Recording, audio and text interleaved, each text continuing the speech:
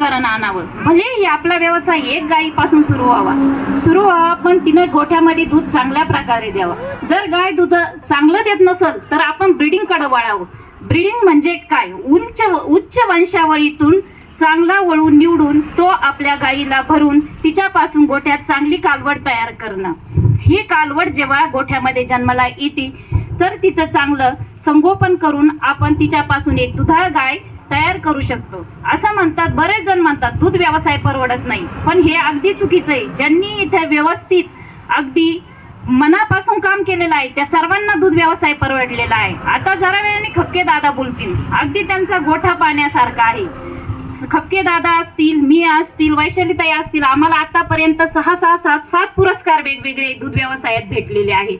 माझे यजमान असतील, माझ्या तर यजमानांचा हातच ह्या गोठ्या पालनात गेलेला आहे, पण आम्ही तिथं खचलो नाही. त्यांच्या जागेवर मी उभे राहिले. आज मला अभिमानानं सांगावं वाटतं की माझ्या नवऱ्याने मला ज्या पशुपालनात आणलं. आज माझं शिक्षण BA, पण मला नाही वाटत मी खेड्यामध्ये BA असताना काही केलं असतं.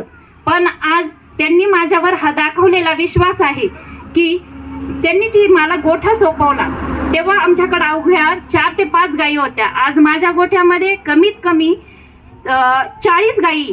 त्यात आज मी